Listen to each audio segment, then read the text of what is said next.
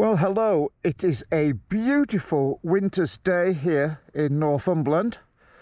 A break in the rain today, bit of sunshine, so I thought I'd get out. This is a very quick video because a few people have asked me, how do I record the audio, my voiceover if you like, when I'm doing my videos, my riding videos? And the answer is quite simple. If I lean over, you can see in the mirror here, we get up close there, I've just got the camera clipped onto the front of my helmet, and if I ride with my visor up, or sometimes I just cock the visor down slightly like that to protect my eyes, then the microphone on top of the camera here is you know, it's close enough to my mouth to pick up the sound of my voice. Of course you get some wind noise from that, but I've just messed about with the EQ on my editing software. Now I have a permanent preset on the EQ, so that it just sort of, the wind noise tends to be quite high pitch, so if you just knock that off, then it makes the wind noise tolerable. Sometimes I get recordings that aren't very good and I have to ditch them, but in the main part that works. Very simple. So I hope that's useful if you want to try something yourself. You don't have to start investing in lots of complicated extra microphones and wires and connectors and stuff like that. This works well enough for me. My motto is always just keep things as simple as possible. I'm back home now, so I've got my main video camera set up that I'm recording this with, so I can give you a much better view here and explain in more detail about the setup of my GoPro on my helmet. Now, I should point out at this point that this channel, Off the Tarmac, I run two video channels. So this channel, Off the Tarmac, I just post my adventure riding videos on, and mainly some of the bigger trips that I go on. Whereas on my main YouTube channel, which is called Songs from the Saddle, then I post a much more varied range of videos, a lot of video blogs where I'm talking when I'm riding, and also a lot of workshop videos. And I use a much wider range of equipment for those, and because I tend to be on my own when I'm doing those, I have more time to set things up, so it's a more sophisticated setup as well. So what I've decided to do is I'll make another video which I'll post on my other channel, the Songs from the Saddle video channel, where I will go into a lot more detail about all the different camera and audio recording equipment that I use. But this video is just about how do I capture the videos on the adventure trips. And my rule for that is just to keep things as simple as possible. The reason for that is two main reasons. One is I want to be carrying a minimum of gear. I'm usually traveling very light, so I just have the one camera with me, my GoPro. Everything is recorded on the GoPro. There are no external microphones or no other kind of external fittings. That means it's very simple, just this small little GoPro camera to carry around, and this clip, which I'll show you in more detail in a second. No tripod or anything, because I use the clip as a tripod. And then a handful of spare batteries. I always carry plenty of spare batteries, and obviously memory cards with me. So if I just whip this off my helmet, you can have a closer look. So the GoPro is mounted on this clip here, which it's called a Dango Design clip. That's the name of the manufacturer, I believe. I will put the details in the description to this video below, but it's just like a very big clip with little soft rubber teeth on here so it doesn't slip off. And with that, you can fasten it on all sorts of places. So when I'm recording videos on the go, I clip it onto my helmet, as I showed you there. But this is spring loaded. This mount here is spring loaded. You can swivel it round, push it in and swivel it round, and so if I swivel it round like that, then it clips on from the top. So if I want to record stuff with fairly decent audio with me talking, then I tend to put it that way around, and then I top it on the top of my chin bar.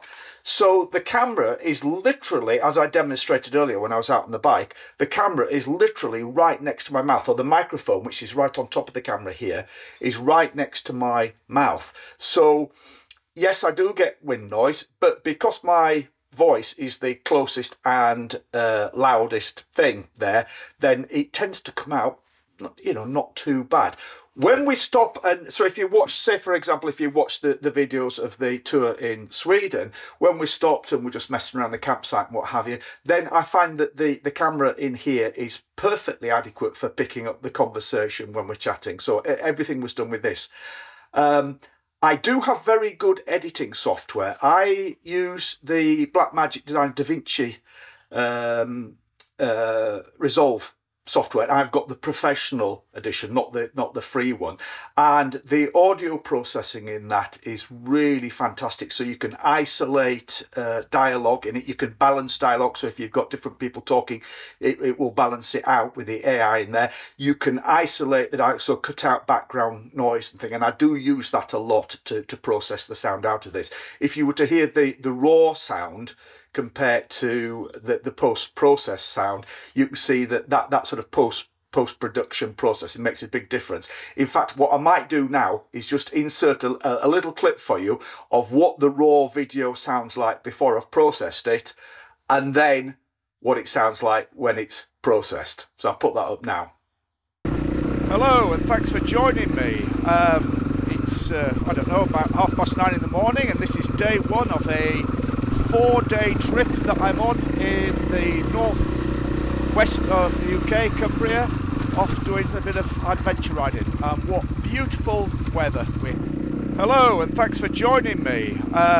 It's, I don't know, about 9:30 in the morning, and this is day one of a 4-day trip that I'm on in the northwest of the UK, Cumbria, off doing a bit of adventure riding. What beautiful weather we have for this ride.